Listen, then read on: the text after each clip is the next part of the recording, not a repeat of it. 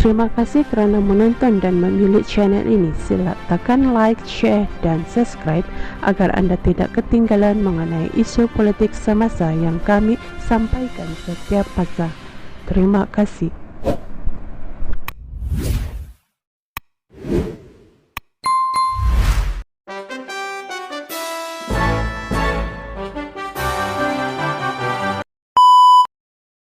Menteri Dalam Negeri Saifuddin Nasution Ismail memberi jaminan bekas Perdana Menteri Najib Razak yang kini menjalani hukuman penjara tiada dalam senarai banduan yang akan menjalani hukuman penjara menerusi tahanan di rumah.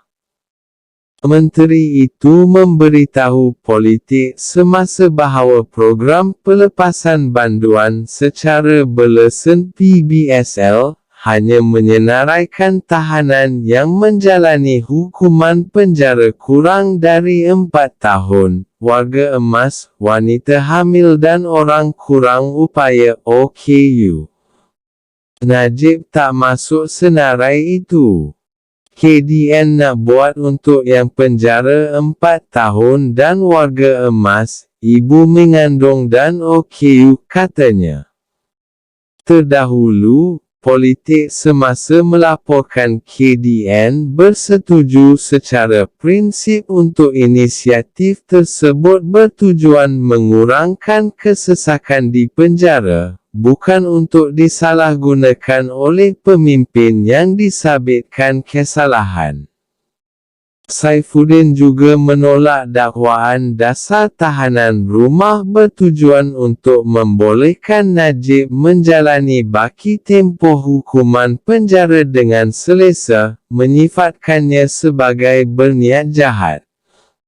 Saya mahu menyangkal naratif nakal yang dimainkan oleh media tertentu yang mendakwa pelaksanaan tahanan rumah bertujuan untuk meletakkan Najib di bawah tahanan rumah.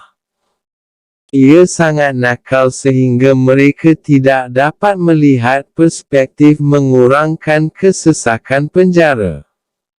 Walaupun pelaksanaannya disasarkan khusus untuk kategori banduan tertentu, akan ada panel akan membuat penilaian, dan jenis kesalahan yang dicadangkan hanyalah yang dijatuhkan hukuman penjara kurang 4 tahun. Jika seseorang dijatuhkan hukuman penjara sehingga 20 tahun kerana jenayah berat, mereka tidak akan mudah diberikan home detention, katanya dipetik sebagai berkata pada sidang media di Rumah Seri Kenangan Ulu Kinta di Ipoh awal hari ini. Dia juga memberi jaminan bahawa inisiatif itu tidak akan menimbulkan ancaman kepada masyarakat kerana akan ada panel dan proses untuk mengakses setiap kes banduan.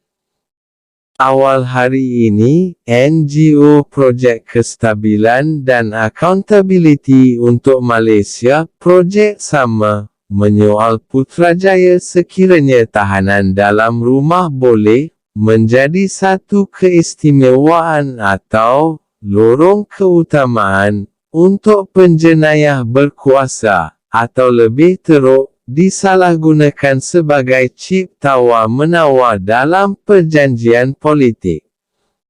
Badan Pemantau Reformasi Institusi itu seterusnya menuntut kertas putih dibentangkan di Parlimen sebelum sebarang pelaksanaan oleh kerajaan bagi mengelak berlakunya pilih kasih. Sebelum ini, bernama melaporkan kerajaan pada dasarnya bersetuju untuk melaksanakan pembebasan berlesen banduan, melalui tahanan di rumah bagi banduan yang menjalani hukuman penjara 4 tahun ke bawah, sebagai usaha mengurangkan kesesakan di penjara. Saifuddin berkata kementeriannya sedang dalam proses meneliti kaedah pelaksanaan daripada sudut peruntukan undang-undang berkaitan serta sama ada undang-undang dan peraturan sedia ada perlu dipindah atau tidak.